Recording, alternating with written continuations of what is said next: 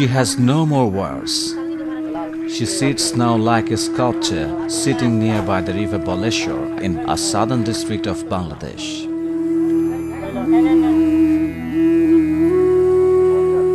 She has lost her home, her assets and two children to the devastating hurricane sidr. These are the tombs of family members of Muhammad Ainal Hussain.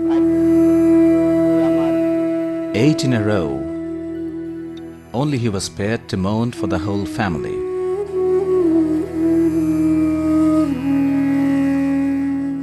These are just two of the millions of inhabitants of the coastal belt in Bangladesh, the 143,000 square kilometers deltaic plain of the Ganges, Brahmaputra and Meghna rivers in South Asia. These people are left homeless, starving, jobless, in extreme crisis, without safe water and without any proper clothing to fight the upcoming winter. These faces may make you feel pain, shame and discomfort. They are a reminder of what the results can be with the increase in global warming.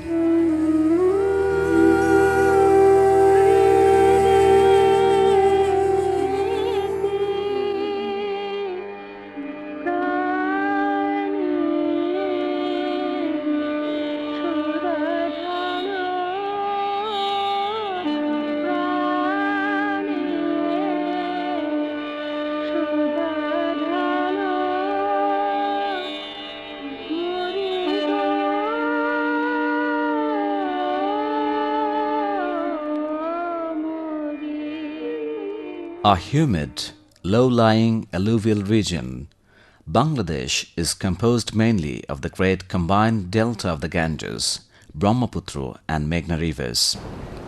Most of the country is no more than 300 feet above sea level. It is laced with numerous streams, distributaries and tidal creeks, forming an intricate network of waterways that constitutes the country's chief transportation system. Extreme flood event has happened in 2004 and 2007 within 3 years, which was supposed to happen once in 100 years. So the frequency of these storms are going to increase, intensities are going to increase, short duration rainfalls are going to increase due to climate change. Chittagong, this year we had landslide, but the trigger for the landslide was the heavy rainfall. 350 millimeters rainfall in 6 hours. The Chittagong airport was shut down because there was 1 meter depth of water in Chittagong. On the airport. Now, this thing has happened due to climate change and climate variability.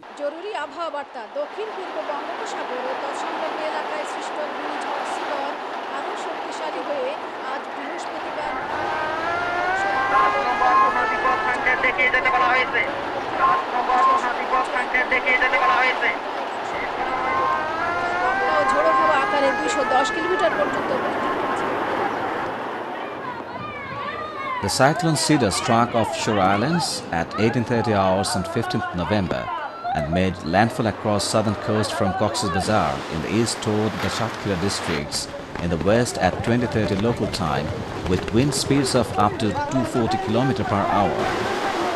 The storm caused extensive damage to the southern districts as it moved north across central Bangladesh. This particular 2007 has affected the areas of Barguna, Patharghata, part of Sharankhula in the Bagherhat areas. These were not seriously being felt by the cyclone, and so the protection levels were not also high, and as such the damages were more. Here we can see this 2007 flood being generated, and these red marks shown that there are as much as around 6 meters of the water depth can be generated within the country. Our coastal embankment levels are not more than 5 meters in many of the cases. So we have seen that the embankments has been overtopped during this particular cycle. The Met Department has mathematical model, and based on that they can calculate exactly on the coast where the wave height will be up to what level. They had said it could be anything between 20 feet plus 25 feet. They were correct, because if the storm surge had hit the coast along with the highest point of the high tide, it could have been 30 feet plus. Luckily, it occurred between the new moon and the full moon. Therefore, the tidal level was moderate. And we are also lucky by 6 hours because it happened at the lowest ebb of the tide. So, superimposed on the lowest ebb of the tide, or lowest point of the tide, another 20-25 feet, that resulted into a storm surge of say 10 feet, 12 feet in the very coastline and the coastal areas, and 8 feet, 7 feet a bit inland. Now, this storm surge had hit the Bagherhat and Barguna and that area.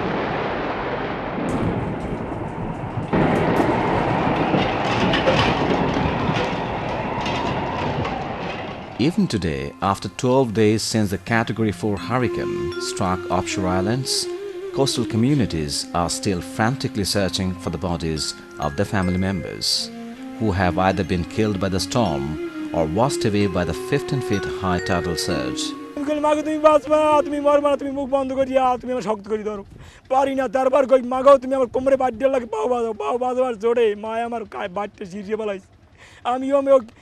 আমি আমার গায়ে কোটটা খুললে বলে আর আমার কাপড় উলঙ্গ হয়ে গেছে এই আর কতক্ষণ পরে এখানে পানি খাই হাবড়ু খাই দিয়েছি খাওয়াটার পর এর মাই আমার মনে আমার খেয়াল আছে যে আমার মা আছে বাঁচতে কতক্ষণ পর মা আমার কোনো কথাই কয় না কোনো লড়েই না কসুরির মধ্যে গাছের ভিতর দিয়ে এবারে চাপা পড়ছে 150 লোক আমি টোটাল উঠেছি আমাদের এলাকা ধ্বংস হয়ে গেছে কেউ বাড়িঘর বলতে নাই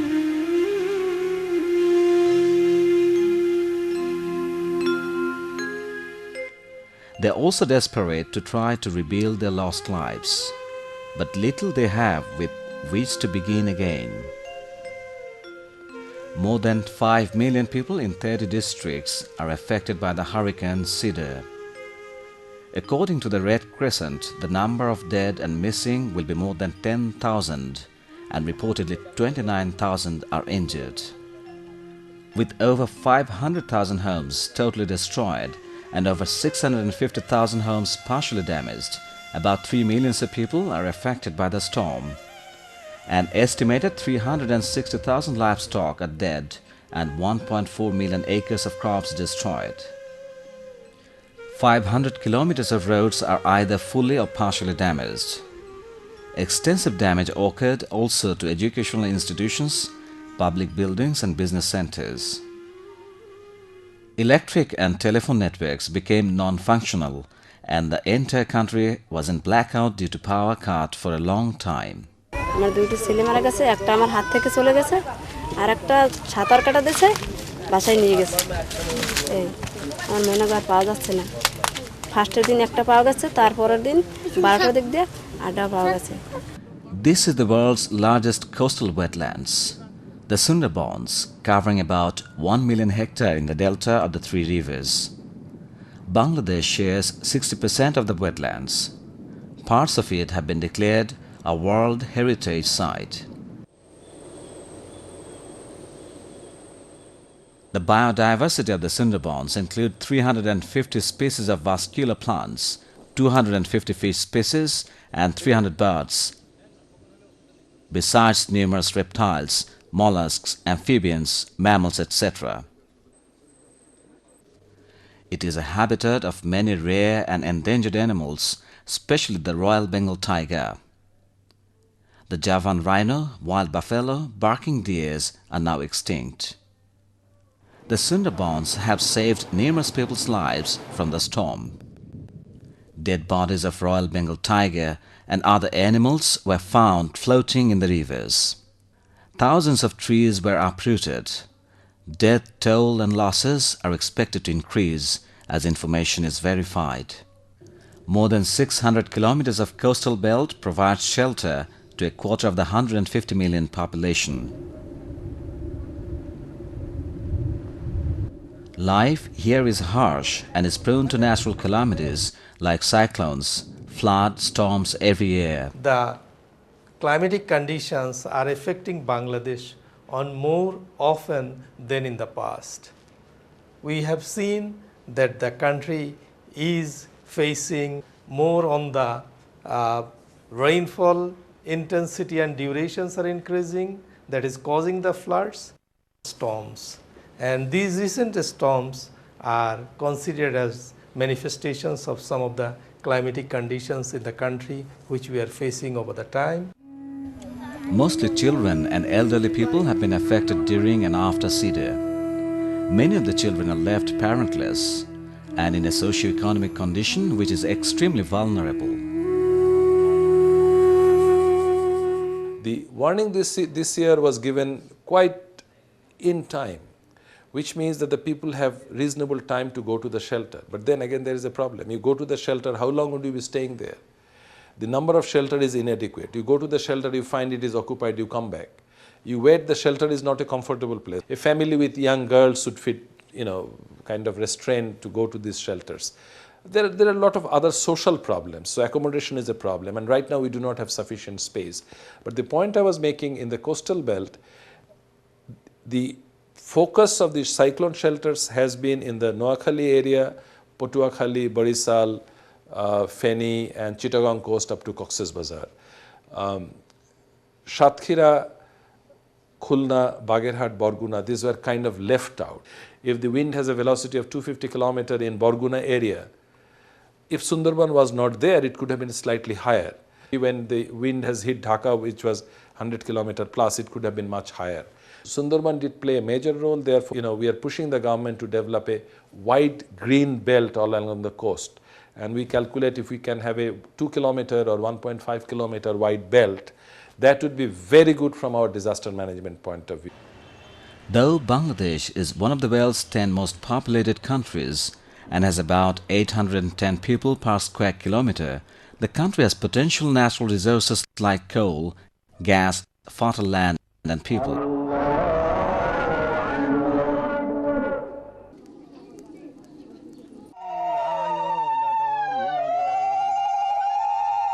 Securing food and relieving people with high level of distress in different seasons has been a challenge always. The country has successfully demonstrated that proper use of microcredit can lift illiterate men and women from poverty.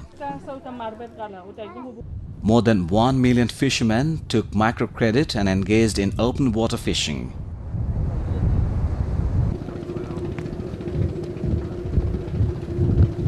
Nearly 80,000 country boats, mostly without minimum communication equipment, sail out every day in the sea and the rivers. These privately owned boats are out of reach of any information. They do not have any built-in safety network and are out of reach when a storm gathers strength on the Bay of Bengal. These coastal lands not only produce rice and other local variety of grains and vegetables, but also cultivate fish for export.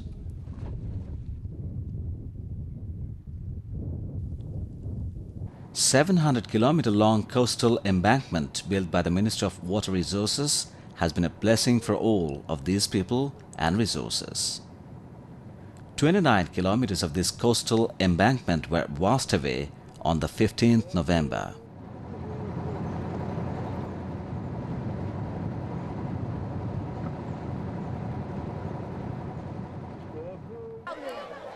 These victims of climate change now struggle once more to rebuild their lost self-dependence. Any attempt is no match for the massive hopelessness arose from beginning again. And this challenge is faced in a fast-growing population with already struggling economy. These fishermen, farmers and Rakhines, the only coastal tribe, are striving to change this devastation into a livelihood.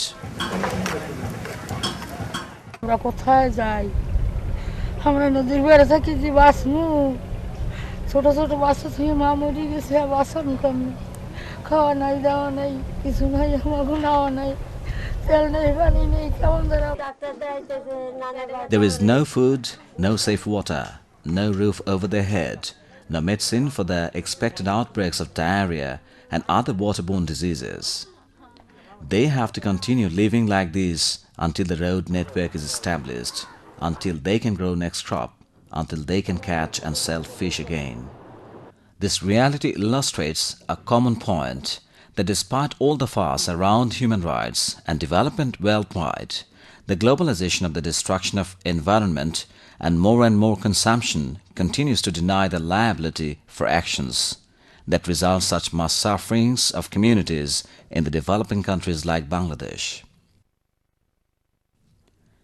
If the present trend continues, the scientists and environmentalists warn in several generations of these farmers, fishermen, and tribes would have vanished from the earth.